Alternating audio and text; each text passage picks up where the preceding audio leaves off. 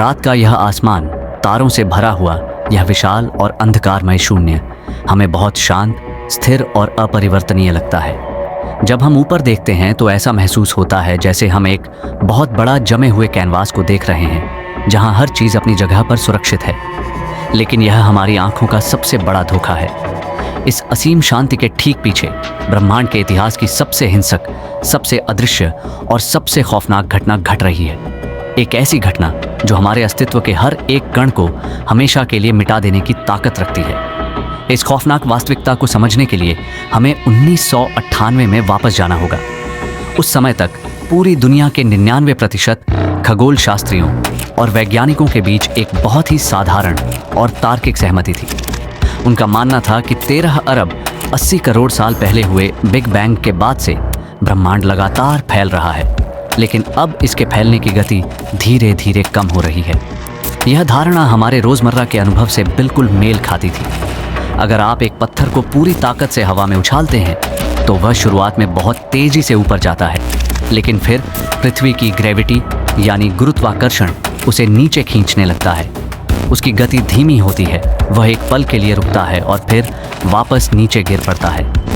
वैज्ञानिकों को लगा कि इस विशाल ब्रह्मांड के साथ भी बिल्कुल यही हो रहा होगा। खरबों आकाशगंगाओं, अनगिनत तारों, ग्रहों और विशाल ब्लैक होल्स का सामूहिक गुरुत्वाकर्षण इस विस्तार को एक दिन खींचकर धीमा कर देगा। गुरुत्वाकर्षण ही वह अंतिम धागा था जिसने इस पूरे ब्रह्मांड को एक साथ जोड़कर रखा था।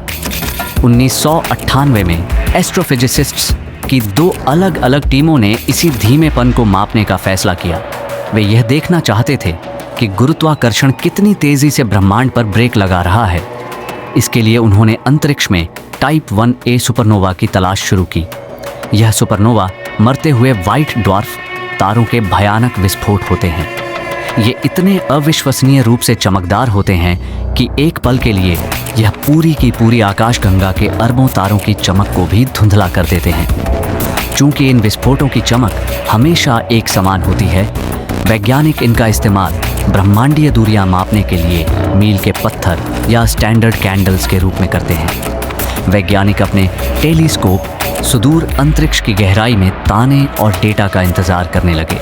लेकिन जब उनका डेटा सामने आया तो उसने न केवल उनके अनुमानों को गलत साबित किया, बल्कि फिजिक्स के मूलभूत नियमों में एक ऐसा भूचाल ला दिया जिससे विज्ञान आज तक उभर नहीं पाया है। ब्रह्मांड धीमा नहीं हो रहा था। टेलीस्कोप से मिले आंकड़ों ने चीख चीख कर एक असंभव सच बयां किया। ब्रह्मांड का विस्तार तेज हो रहा था। आकाशगंगाएं एक दूसरे से दूर जा रही थीं और समय के साथ उनकी दूर भागने की गति बढ़ती ही जा रही थी। कल्पना कीजिए कि आपने वह पत्थर हवा में उछाला और नीचे गिरने या धीमा होने के बजाय वह आसमान की तरफ और भी भयानक गति से भागने लगा, मानो आसमान में कोई अदृश्य इंजन लगा हो जो उसे ऊपर खींच रहा हो। यह पूरी तरह से अतार्किक था, यह पागलपन था, लेकिन यह सच था। गुरुत्वाकर्षण हार रहा था। पूरे ब्रह्मांड में फैले स्पेस टाइम के खालीपन के भीतर एक रहस्यमयी अनदेखी शक्ति मौजूद थी जो हर एक चीज को दूसरी चीज से दूर धकेल रही थी। एक ऐसी एंटी ग्रेविटी फोर्स जिसने ब्रह्मांड की लगाम अपने हाथों में ले ली थी। वैज्ञानिकों ने इस अनजान और खौफनाक शक्ति को एक नाम दिया, डार्क एनर्जी। आज हम जानते हैं कि यह डार्क एनर्जी हमारे पूरे ब्रह्मांड का लगभग 68% हिस्सा है। हम इसे देख नहीं सकते, हम इसे छू नहीं सकते, हमारे सबसे उन्नत सेंसर्स भी इसे महसूस नहीं कर सकते, लेकिन यह ब्रह्मांड की सबसे शक्तिशाली ताकत है। डार्क एनर्जी के इस डरावने रहस्य को सुलझाने की शुरुआत असल में इसके खोजे जाने से 80 साल पहले ही हो गई थी। साल 1915 में अल्बर्ट आइंस्टीन ने मानव इतिहास का सबसे महान सिद्धांत दुनिया के सामने रखा, theory of general relativity. Einstein ने हमें बताया कि गुरुत्वाकर्षण कोई अदृश्य धागा नहीं है जो ग्रहों को बांधे रखता है। इसके बजाय अंतरिक्ष एक चादर की तरह है, स्पेस टाइम का एक लचीला फैब्रिक। जब आइंस्टीन ने अपने ही गणितीय समीकरणों को पूरे ब्रह्मांड पर लागू किया तो एक भयानक गड़बड़ सामने आई। उनके अनुसार अगर ब्रह्मांड स्थिर है तो इस भारी खिंचाव के कारण इसे अपने ही वजन से ढह जाना चाहिए था। इस अवांछित पतन को रोकने के लिए आइंस्टीन ने अपने समीकरण में जबरदस्ती एक नया गणितीय कारक जोड़ दिया, कॉस्मोलॉजिकल कांस्टेंट। लेकिन 1929 में हबल ने बताया कि ब्रह्मांड फैल रहा है, तो आइंस्टीन ने इसे अपनी सबसे बड़ी भूल मानकर कूड़ेदान में डाल दिया।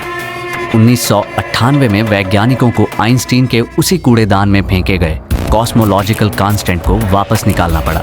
लेकिन अब सवाल यह था कि यह शक्ति आ कहां से रही है? अंतरिक्ष तो खाली है, फिर उसमें ऊर्जा कैसे हो सकती है? यहीं पर भौतिकी अपने सबसे जटिल और दिमागी कसरत वाले हिस्से में प्रवेश करती है। इस रहस्य को समझने के लिए हमें दूरबीन छोड़कर माइक्रोस्कोप उठाना होगा और क्वांटम मैकेनिक्स की दुनिया में गोता लगाना होगा।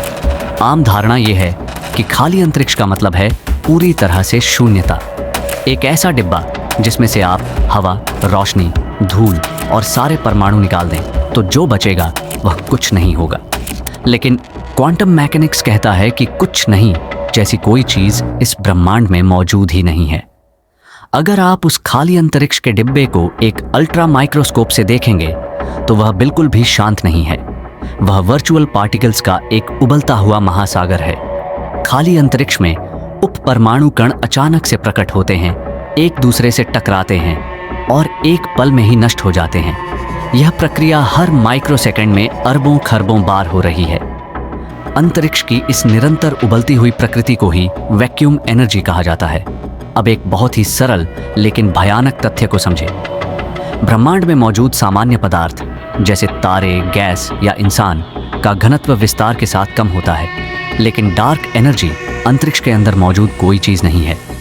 डार्क एनर्जी खुद अंतरिक्ष की ऊर्जा है।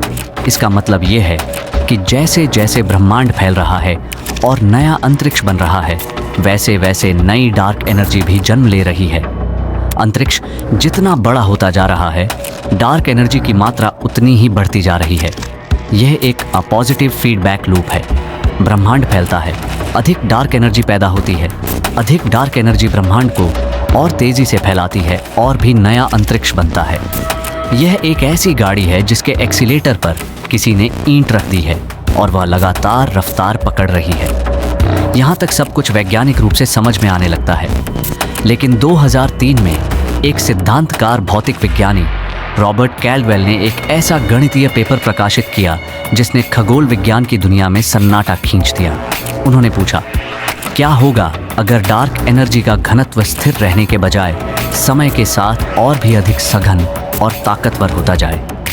अगर डार्क एनर्जी अपने सबसे उग्र रूप में आ जाए तो वैज्ञानिक इसे फैंटम डार्क एनर्जी कहते हैं। अगर फैंटम डार्क एनर्जी सच साबित होती है तो ब्रह्मांड का अंत ठंडे या शांत तरीके से नहीं होगा। यह एक हिंसक विखंडन होगा। यह वह परिदृश्य है जिसे हम अब बिग रिप कहते हैं। कल्पना करें कि हम उस कयामत के दिन की ओर बढ़ रहे हैं। यह एक बहुत ही क्रमिक लेकिन रुकने न वाली मौत होगी। अंत के 6 करोड़ साल पहले डार्क एनर्जी इतनी ताकतवर हो जाएगी कि यह आकाश गंगाओं के गुरुत्वाकर्षण को हरा देगी। तारे एक दूसरे से दूर छिटक जाएंगे और आसमान हमेशा के लिए काला पड़ जाएगा। अंत के 3 महीने पहले यह ऊर्जा हमारे सौर मंडल को बांधे रखने वाले गुरुत्वाकर्षण को तोड़ देगी। पृथ्वी और अन्य ग्रह सूरज की कक्षा से टूटकर लावारिस भटकने लगेंगे। अंत के 30 मिनट पहले डार्क एनर्जी का विस्तार इतना हिंसक हो जाएगा कि पृथ्वी का क्रस्ट फटने लगेगा। पृथ्वी सचमुच में टुकड़े टुकड़े होकर अंतरिक्ष में बिखर जाएगी। अंत के 10 की घात -19 सेकंड पहले डार्क एनर्जी अब परमाणुओं को बांधने वाली ताकतों से टकराएगी। ब्रह्मांड में मौजूद हर एक परमाणु को निर्दयता से फाड़ दिया जाएगा। समय और अंतरिक्ष पूरी तरह से अर्थहीन हो जाएंगे। यह बिग रिप का सिद्धांत कोई साइंस फिक्शन नहीं है। यह आइंस्टीन के जनरल रिलेटिविटी के समीकरणों में छिपी एक अत्यंत वास्तविक गणितीय संभावना है। लेकिन अगर यह भयानक अंत हमारा इंतजार कर रहा है तो एक इंसान के तौर पर हम इस जानकारी के साथ क्या करें? इस विशाल शून्यता के सामने हमारे छोटे से अस्तित्व का क्या अर्थ रह जाता है? हमने अब तक जो देखा वह डराने वाला है। बिग रिप का विचार हमारे लिए एक अस्तित्वगत संकट जैसा है। हम एक ऐसे ब्रह्मांड में रह रहे हैं जिसका विस्तार लगातार तेज हो रहा है, जो अंततः हर उस चीज को निगल सकता है जिसे हमने अपना माना है। लेकिन यहाँ एक गहरा दार्शनिक मोड़ आता है। हम अक्सर खुद को ब्रह्मांड का केंद्र मानते हैं, लेकिन विज्ञान हमें एक बहुत ही विनम्र सबक सिखाता है। ब्रह्मांड के लिए हम केवल एक छोटा सा हिस्सा नहीं है, हम उस पूरी प्रक्रिया का एक जागरूक हिस्सा हैं जो 13 अरब 80 करोड़ सालों से घटित हो रही है। ब्रह्मांड के इस विशाल विस्तार में, जिसमें तारे मर रहे हैं और आकाश गंगाएं दूर हो रही हैं, हम इंसान, शायद ब्रह्मांड का ही एक तरीका है खुद को समझने का।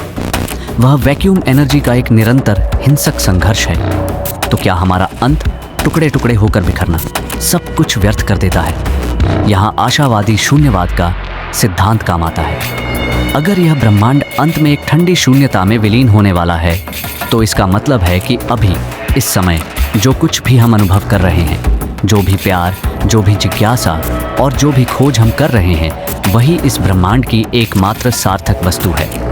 हम उस दुर्लभ दौर में पैदा हुए हैं जिसे स्टेलीफेरस एरा कहा जाता है। शायद डार्क एनर्जी का काम हमें फाड़ना नहीं, बल्कि हमें यह याद दिलाना है कि हमारी यह चेतना कितनी क्षणभंगुर और कीमती है। हम धूल के उन कणों से बने हैं जिन्होंने करोड़ों सालों की विकास यात्रा तय की है, सिर्फ ताकि आज हम अपने टेलीस्कोप से उस डार्क एनर्जी को देख सकें और यह पूछ सकें, हम यहाँ क्यों हैं? अंततः हम तारों से बने हैं और एक दिन हम शायद वापस उन मौलिक कणों में बिखर जाएंगे। लेकिन उस बिखराव से पहले हमने इस ब्रह्मांड के रहस्यों को जाना है। शायद यही ब्रह्मांड का असली उद्देश्य है। वह अपने रहस्यों को खोलने के लिए हमारे जैसे प्रेक्षक पैदा करता है, और जब तक यह विस्तार जारी है, तब तक हम अपनी खोज जारी रखेंगे। और अगर आपको ऐसी ही गहराई से रिसर्च की गई साइंस और फ्यूचर टेक्नोलॉजी की कहानियां पसंद आती हैं, तो चैनल क्वांटम साइबर स्टार को अभी सब्सक्राइब करें, वीडियो को लाइक करें, अपने विचार कमेंट में जरूर बताएं और नोटिफिकेशन बेल दबाना न भूलें, ताकि भविष्य की कोई भी अपडेट आपसे मिस न हो। हम मिलेंगे अगली वीडियो में एक और नई दुनिया के साथ।